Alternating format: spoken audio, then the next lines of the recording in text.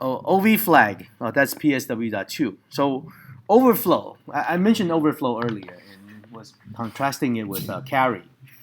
So overflow means your result of computation was not accurate or not a correct result due to limitation in number of bits.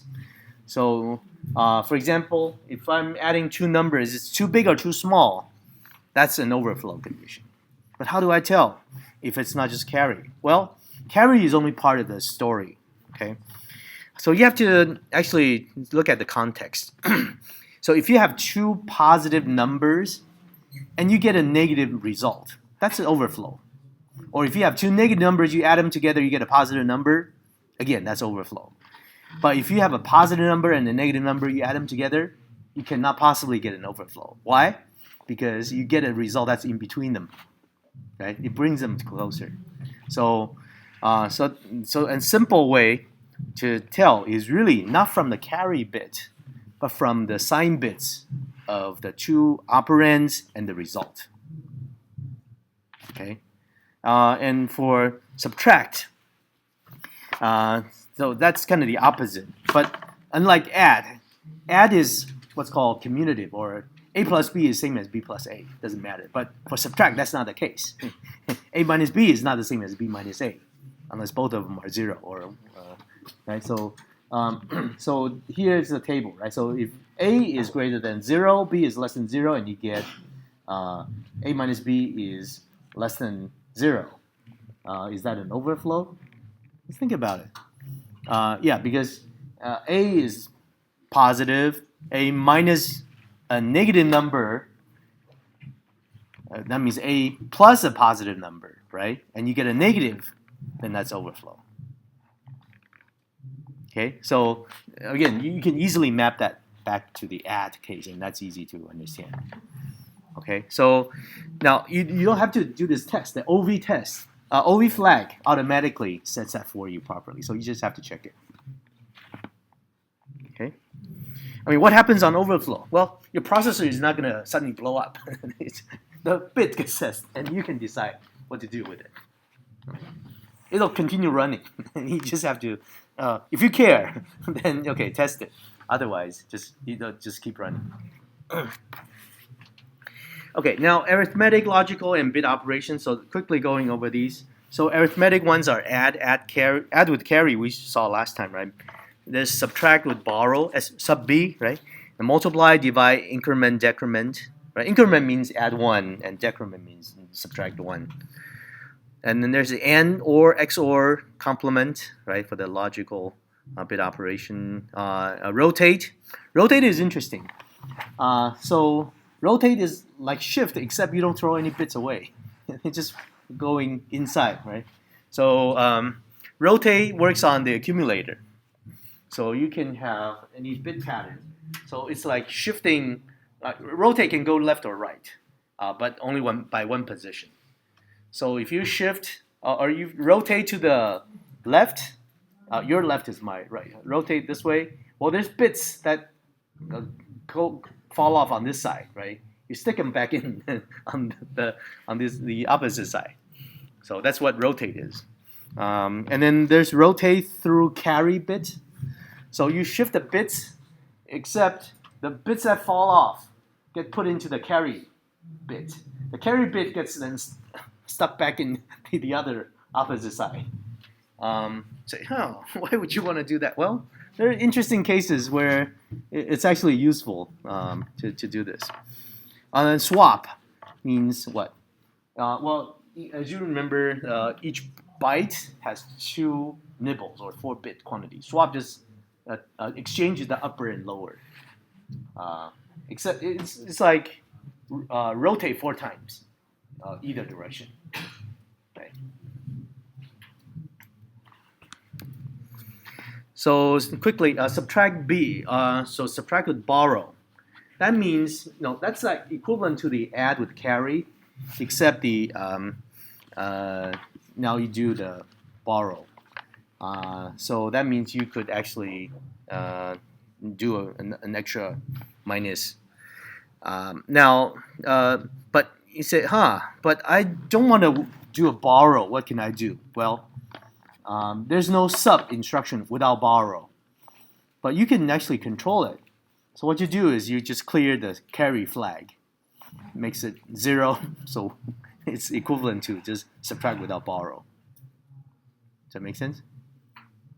Okay, so it's like if you do clear the carry flag and do add C, it's like add. That's the same thing. Okay. Now multiply is interesting. So multiply instruction basically takes its values in A and B registers, and then multiply them together, writes the result back into the A-B pair. Because if you do 8 bits times 8 bits, what do you get? Another 8 bits? No, you get 16 bits. Right? And so that's why the result cannot fit in just A alone. It puts them in the A-B pair. A has the lower order, B has the higher order. But it has to make some assumptions.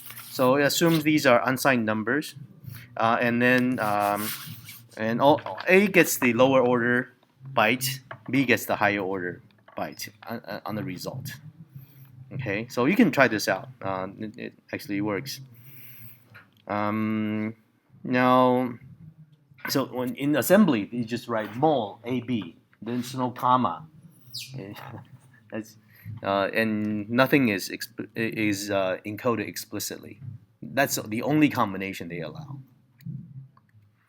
Now divide is somewhat similar, but it's actually what's called div mod. It does division and modulo at the same time.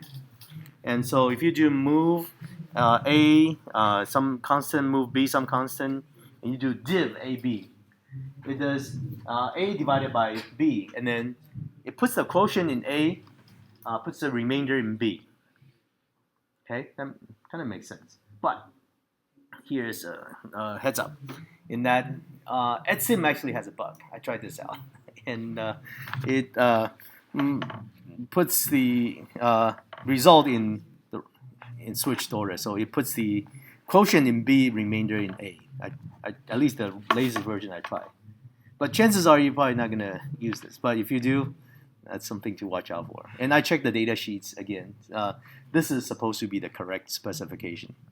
Okay, so do watch out when you try in etsim. At least certain versions of etsim. Okay, complement, that means turn 0 into 1, 1 into 0. But there's two different versions of it too, right? There's A and then C and then bit. Complement A, that flips all the bits in the accumulator, so that's a byte operation. If it's complement C, well, that's a bit operation, clearly, right? And then you could also specify an explicit bit to complement by giving its bit address. Increment, decrement can work on accumulator, register, and even DPTR. DPTR is the data pointer. That's 16-bit quantity. But only increment works with DPTR, but not decrement. Yeah, that's just the way they design it. Choose complement. So if you wanted to say A gets negative A, what can you do? Well, you take choose complement, which means you complement A and then add 1 to it, right? So easy way to do it is CPL A and then inc A, right? That's one quick way to do choose complement. Now, so there's logical and bitwise and. Well, I shouldn't say logical and because it's not like C language. This is and on either an entire byte or and on a single bit. Right? So there's bit version and byte version of and or complement. But XOR, yeah, there's only byte XOR, but not bit XOR. Which is kind of strange, but I guess it's okay. So yeah, those are the instructions, and they work with accumulator and some reference to registers or to bit or byte address. Now, you might also notice that with add or subtract, A has to be the source destination or the left-hand side. Result goes back into A. But with AND, OR, and XOR, I think, you actually can have a direct address as the destination, but you can't have direct address as destination for add. That's kind of strange, but that's a feature.